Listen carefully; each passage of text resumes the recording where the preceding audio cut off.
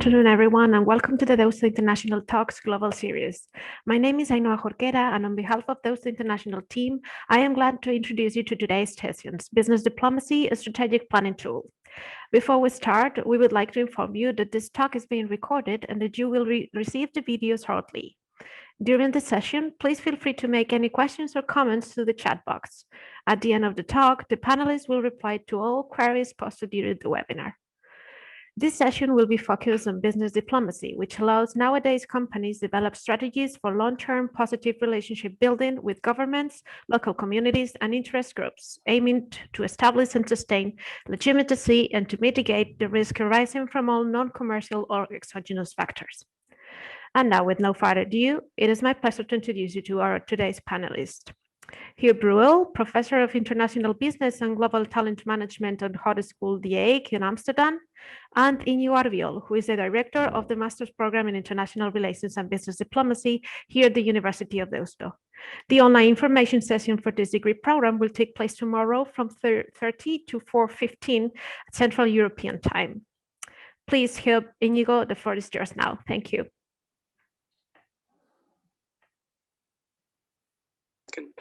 Thank you, Noah. Thank you very much. Good afternoon, everyone. Huub, good afternoon to you. Good afternoon. It's a pleasure to see you again. And it's my pleasure also to welcome to this session to all the participants. Very happy to have this opportunity to chat, have a friendly chat and business diplomacy updates in these days of changes and in this COVID situation, this pandemic situation now. Well, which are some of the elements that we're going to be talking about? Focus on the evolution of the definition of the concept of business diplomacy, but also on the fact that how business diplomacy is integrated in the business and IR programs at the university, etc. Right. So my proposal, then Huub agreed, it's to go through four main questions, right? And the idea is that we then save some time for questions at the end.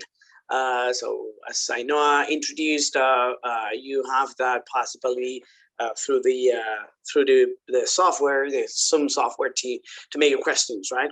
So the four questions that I want to address jointly with Huub is which is the what is new for business diplomacy and after or during the COVID, if we cannot maybe say after still, right?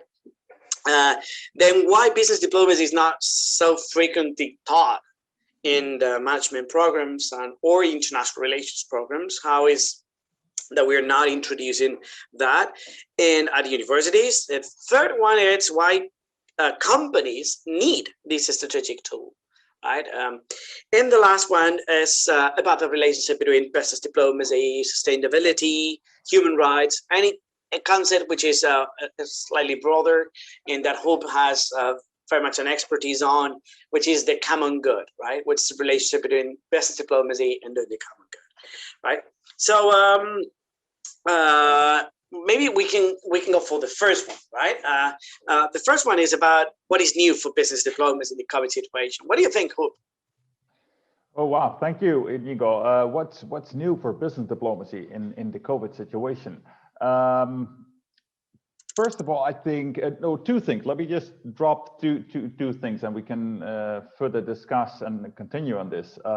First of all, of course, for many businesses, international businesses as well, the COVID situation brings these huge challenges in terms of because of all the limitations, restrictions, the economic situation in many other countries, and therefore for many businesses now to keep in business and stay in business, perhaps expanding and investing in business diplomacy is even more important than ever before in order to stay in business and to find ways and also relationships with partners that they've not considered before, but now in the COVID situation, businesses have to.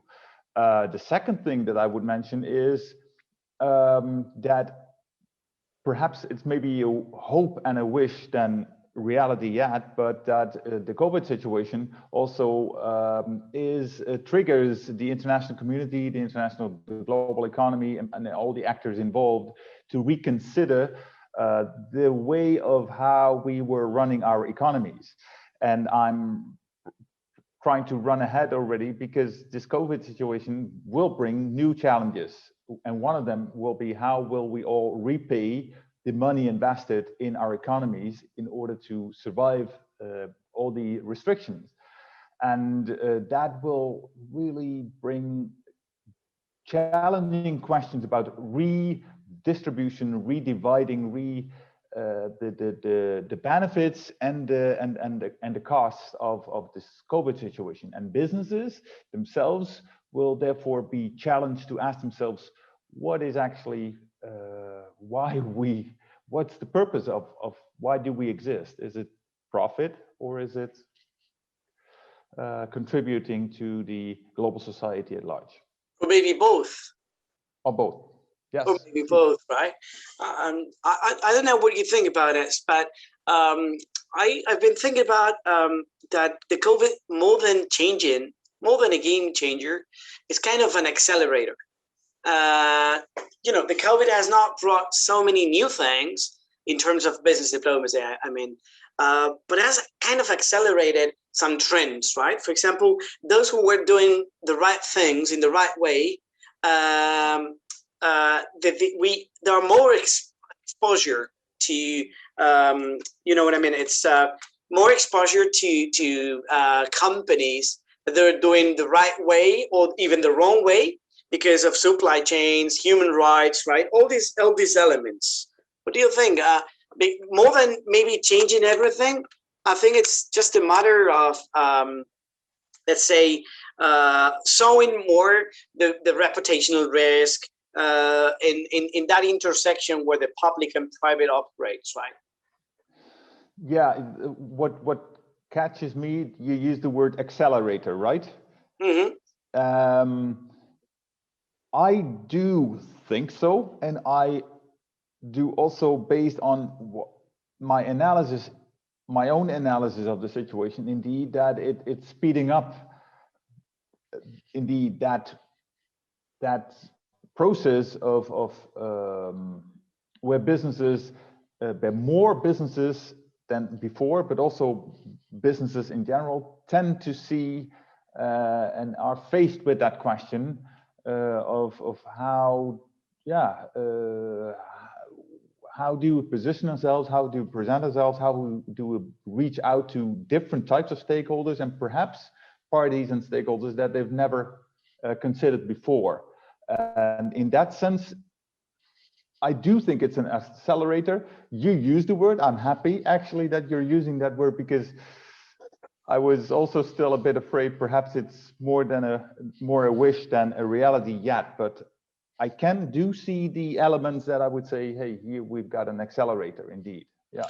Yeah, I mean, in the sense that, for example, those who have been doing the right things the right way, talking about companies, it is pretty a chance also to show the rest that what they are doing, how they are doing, right? Like talking about companies have, even in the COVID complex situation, have put lots of resources to do the right things in the right way, as you said before, contributing to the common good, contributing to improving the situation at the same time as generating profits, right? Yeah, that definitely moves us maybe to one or to another question, right? It's why don't we, if people like you have been writing books on articles, have produced lots of academic documents and explaining what business diplomacy is and the relevance of business diplomacy, even the mechanisms and methodology of business diplomacy, for the readers who might be, for the viewers who might be their first contact with business diplomacy, Huub is one of the references, and you can easily check that on Google nor academia, right? For people like you, I've got one thing that is pretty surprising, right? Which is why business diplomacy, if it is assumed to be at the core of international business operations, it touches or really puts, let's say, opportunities, but also risks to international business. Why is this not taught so often at management schools or international relations schools either? Thank you. Really good thing. Two things perhaps. There's no self-criticism. Yeah. Yeah, you know, in that respect, let's start with the self-criticism. Perhaps we've not been able to yet show in many cases how actually business diplomacy is conducted, should be conducted, and what the advantages are of conducting and being good at business diplomacy. If I look at the scholarly community in terms of business diplomacy, yes, there are a number of our colleagues who have shown and presented a number of nice case studies where business diplomacy seemed to be crucial in terms of being successful, building successful relationships, especially in internationalization. And also, I think perhaps there is a bit in the word. We're calling it business diplomacy. Some of our colleagues are using the word corporate diplomacy, but the word diplomacy as such may have still too much of a connotation with, you know, coming from international relations or diplomacy studies. And therefore but I do tend to see that once you mention the word with business, in international businesses, with speaking with business people, they immediately feel like, oh wow, yes, but this is so important. So we came from a discipline or an area, a territory where yet we were not fully focusing on how to convince the business community of its importance. And secondly, perhaps the business diplomacy itself, the business community itself thought like, okay, but this is diplomacy studies, isn't that something different than what we're doing? But I would say, like, from now on, businesses will even quicker start to adopt the word. Of course, it depends on the scholarly community like us to be able to show how it should be done, how it can be done, and the different perspectives. But then again, back to the COVID situation, and what we absolutely are going to see and face is that businesses will need the skill and the ability to build, to do things that actually originally were diplomat-like things, and this is different. I mean, Iñigo, you know, there are different views on business diplomacy in terms of how exactly to define it, and I do stand on that side of the line where I say business diplomacy is different from lobbying. Lobbying is very much self-interest oriented. Business diplomacy is others oriented. Of course, there is always the interest of a business to survive, to sustain, but it's not lobbying. Lobbying is trying to get something done for your, that is in your own interest only, and it's one issue only. Business diplomacy is an approach towards your business environment, to the international community, to all the players and all the actors. And I, of course, then am the scholar who goes even one step further. It's also about, it's about decency. Business diplomacy, the word diplomacy for me is, it itself already says, you respect the other. In diplomacy, if you don't respect the other, there is no diplomacy. When two states don't have diplomatic relations, it means that one state doesn't recognize the other. As soon as they do, it means like, I do recognize your existence, and then the conversation can start and a dialogue can start. And this is, so if businesses basically start with the idea, but yeah, okay, I'm here in a hostile environment, I need to survive, and I try to avoid as many players, and I try to avoid to see all the stakeholders involved in my entire supply chain. Yeah, then you're not. I'm asking you on that because before we go into maybe more the why companies, and because the lobby part, it's very interesting, or how companies are an international actor, and this has to do with human rights, sustainability, the SDGs, the 2030 agenda, and everything, right? But before we go into that, I've got a feeling that you might be sharing that before businesses were less international, and if they were international, also they were less exposed, right? While practitioners know that doing business abroad is much more than having a product or having a production capability or facility somewhere or cheap prices or competitive marketing, right? And I've got the feeling that they have not been in the faculties, right? The practitioners that realized about the complexity of going, the non-commercial complexity of going abroad, were not that much in the university, and that's why they were not in the curriculums. Maybe that, for example, in the master's program that in Deusto, we created an advisory council where the majority of the people are practitioners, right? Because they have experienced for decades what it means in non-commercial, non-management ways to deal with the environment, right? So you're saying like the practitioners yet were not in the universities, and now you've pulled them in. That's what that's what we are trying.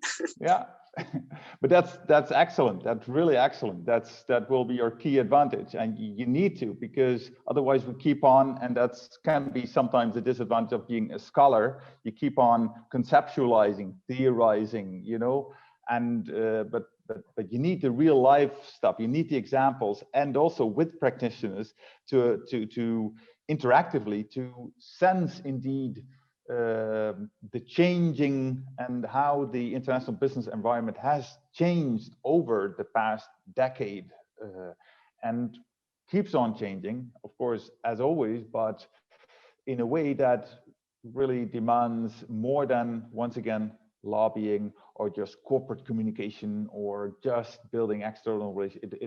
It is a much deeper skill and mindset even of a way of doing business in the international environment. Into that, the two questions that we've got are very much connected with this, right? And about what is why companies need this strategic tool, business diplomacy, to plan ahead, right? Mid long-term strategies, how they're going to be operating abroad, etc., which is connected with business diplomacy and sustainability, human rights, SDGs, right? And doing and operating towards the common good, right? And this is connected with something you mentioned about lobbying, right? Lobbying is in your own best interest, but business diplomacy is a strategic tool that can be like consolidating the idea of the company as part of the international community, right? Yeah, that is indeed my view. I know that some of my colleagues, I think sometimes still are a bit too much on the line of that business diplomacy, in my view, that they consider too close to lobbying, but then that's, yeah. I mean, lobbyists and lobbying has been dealt with in terms of how to do it already extensively. But now in the new world, especially in the post-COVID world, let's say like we will need a different and an additional newer way of strategically indeed thinking about our position as a business. Then again, back to your earlier remark, it offers this great opportunity. Let's do it now because of the situation and everything that we'll be facing.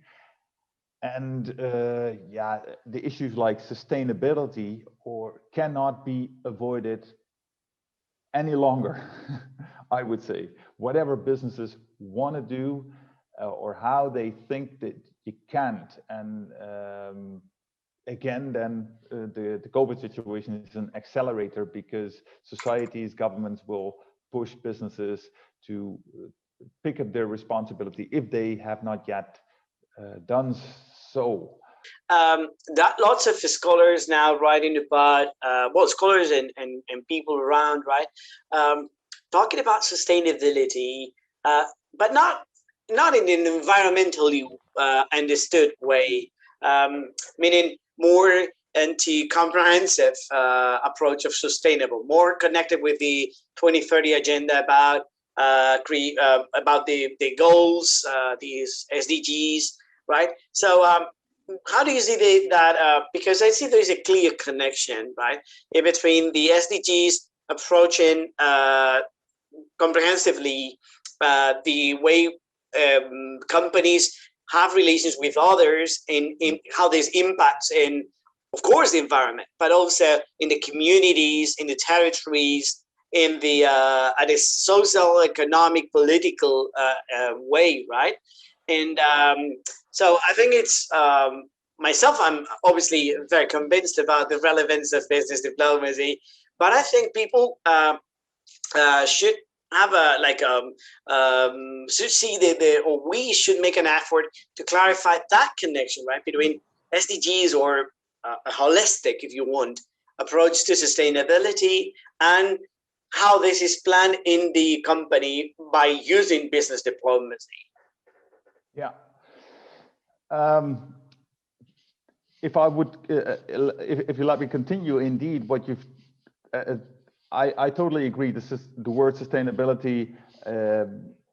It should be used holistically in terms of it's not only environment. It's like how a company, how as a business you want to be considered and how you want to deal with the, call it the international environment and all the actors and communities and players involved. And I do think again that if I look also at again the academic literature on the purpose of business, then I do see more than ever over the past 5 years, yeah, articles and the stuff being published that dares to question the purpose of business, and that is also being reflected, I think, in the more practitioner or professional journals. Even read the Harvard Business Reviews or the whatever you would like to, where these questions, what's the purpose of business, that question has been addressed. And the outcome of that question, the answer of that question is what's the purpose of business is, in the end, a business needs to serve the call it the community, the society, whatever you want. Because if it were a profit machine, we've seen what that brings us. We saw the financial crisis, 2007, 2008. It brought us disaster.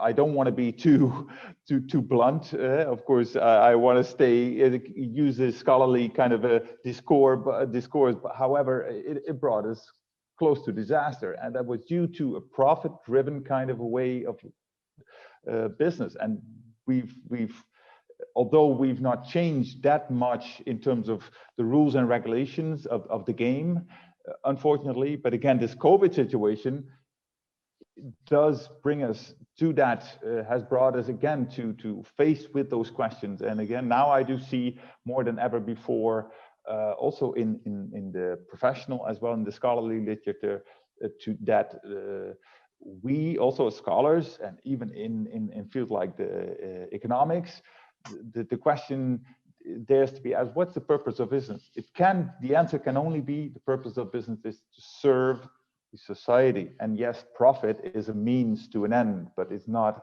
an end itself.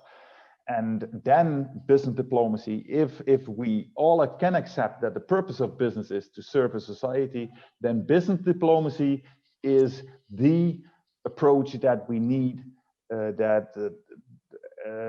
that businesses need to operate in such an environment, and serving the society at large with all its challenges. The issue of sustainability comes in, and that means like we need to be careful. Businesses need to be careful with the interest that societies have, and then we get to the issues of the global the income inequality, poverty, climate change, and issues like that. Those you cannot just say, okay, those are issues that societies and governments need to deal with. No, businesses need to deal with those issues, and they can't they can't do anything else than adopting, accepting that particularly, particularly because some of those issues are directly in relationship with the operations of the businesses, right? For example, incomes or gender issues, or operating labor rights, or obviously sanitation, water, obviously environmental impact, right? On top of that, I think that is another element that maybe the COVID has accelerated to, which is the younger generations, right? We might discuss with others about what is the purpose of business, but it is in my impression that younger generations have a clear understanding what the purpose of business should be, right? Mm-hmm. And those, especially for those who are listening, right, who run companies, those companies that listen to this and understand that younger generations are expecting certain type of behavior in certain type of service to be paid by companies, right? They will succeed, and because the exposure shows, as we said at the beginning, shows when you're doing right, when you're doing wrong, right? And I see in my students, probably you see in yours, right, that they are very much close. They feel closer to those who do things more aptly, more clearly, or respectful with supply chains, respectful with the suppliers, with producers, with the communities where the things are produced or the services are provided, right? True, I do see that as well. Even in an earlier conversation I had this morning, indeed, I was asked about it. Was a different type of an issue, but indeed, I fully do see that the younger generation, those who graduate now, when I attend a thesis defense, for example, and when you ask about what students would like to do next, then it's hard to mention a percentage, but I would say like, yeah, I almost wanted to say 70% or all of them, they want to do something, they want to have a type of a job or work in an environment where they feel that it is meaningful, it has a social purpose as well, that it makes sense, let's say. And that is, yeah, hopeful. That's also an alarm for companies if they want to gain and acquire and gain and keep talented absolutely people. Right? Okay. Yeah, definitely.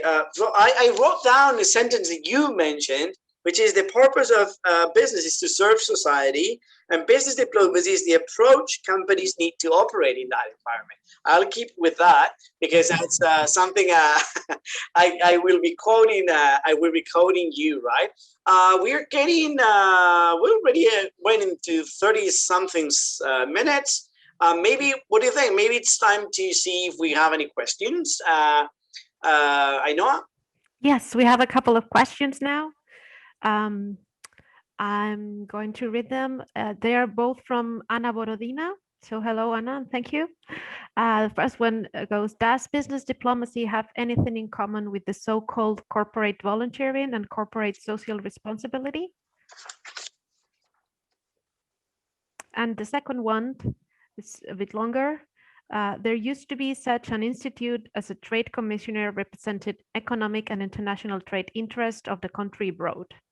This was considered a sort of diplomacy focusing on economic interest of national companies in other countries. The commissioners would normally be residing at the consulates. Wouldn't it be also a part of business diplomacy, at least historically? And that's all. Thank you. Well, do you want to start, and Huub, or shall I? Maybe. No. Please, Iñigo. I'll start with the second one.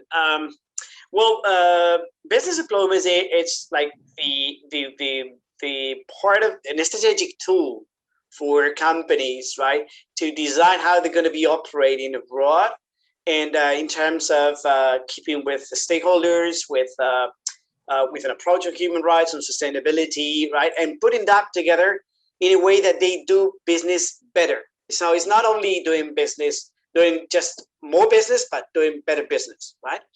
And more giving your business long-term opportunities, right, to succeed.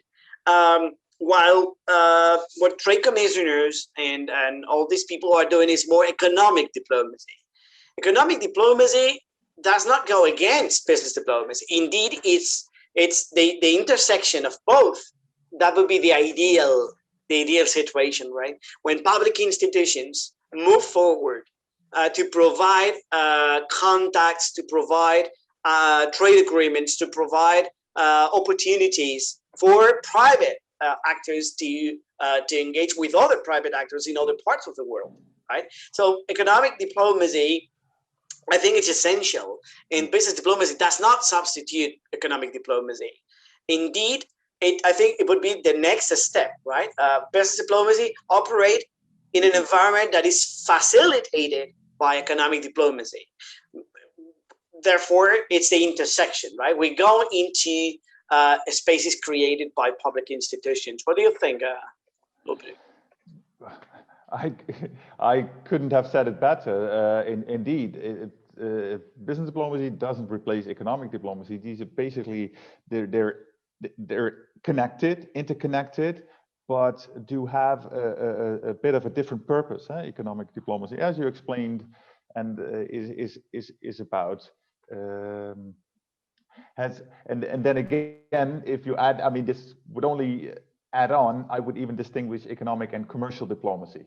Economic diplomacy would be more in terms of establishing trade relations, whereas commercial diplomacy again would then be indeed trying to promote your businesses to enter new foreign markets, and in order to do so, for businesses, they would need business diplomacy to be good and successful in commercial diplomacy. Would that make that? The other is one how was, I would. Yeah, the other one was more about corporate social responsibility. We discussed very much on this with the students. I don't know you, but for us, very often. On my side, I would say that corporate social responsibility goes a posteriori. It's something that happens once your operations are done, right? So you're operating in another country, and then you use some part of your profits to improve the conditions, opportunities, create jobs, and so in other parts which are not your business operations, right? And which is fantastic.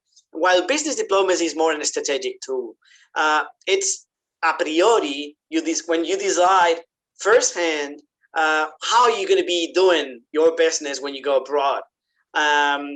So I'm more, to be honest, I'm more fan of business diplomacy than corporate social responsibility. So it's not about sharing the profits. It's about thinking what is the ultimate purpose of your company, and even before profits come, right?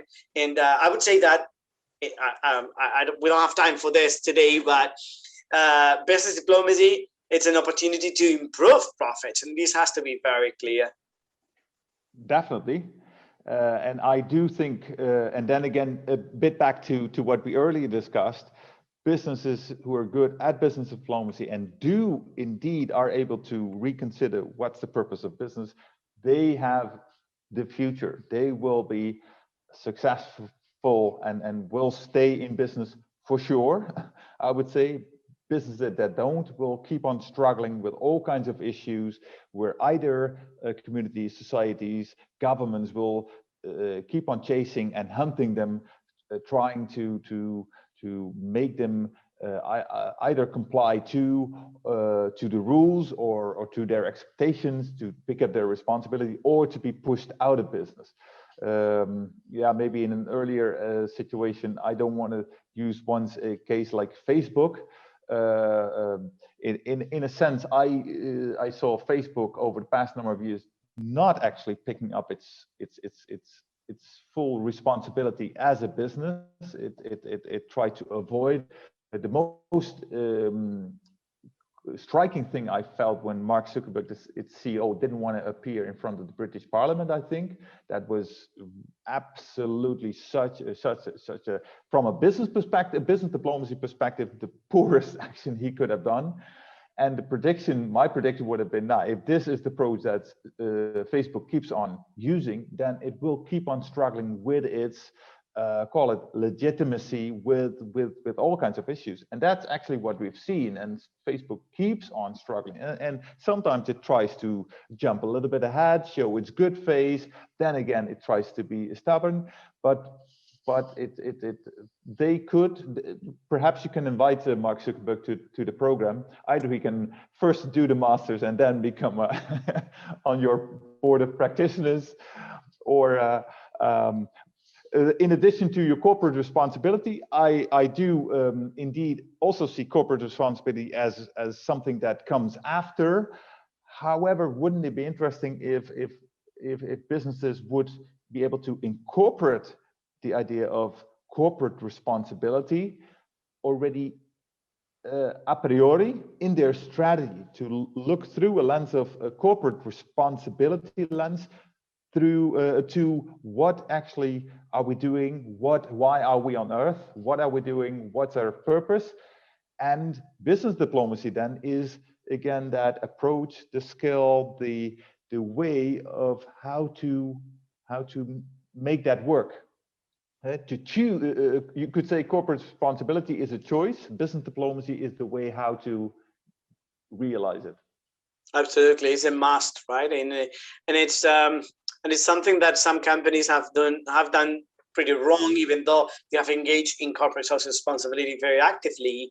But it's not about doing anything anyway and then save some money to compensate or mitigate. Right? I think it's kind of the opposite. It's putting that on at the beginning on how you strategically conceive your company and your operations. Right? We're running out of time. Huub, it's as always, time flies with you. Thank you very much. I'm going to give the floor back to Ainhoa, and thank you very much to participants, and sorry to the people who engaged with us today. So thank you so much, Iñigo and Huub. Thank you both for this opportunity and for sharing your knowledge and your expertise, especially in such an interesting, up-to-date topic. And thank you very much as well to all participants for your interest and your questions. As we mentioned before, you will receive the session's video soon, and you will also be informed on the incoming Deusto International talks. If you're interested in the topic of today's webinar, we would like to invite you to the online information session of the Master's degree in International Relations and Business Diplomacy. It will take place tomorrow from 3:30 to 6:15 Central European Time. Everybody stay safe, stay well, see you soon.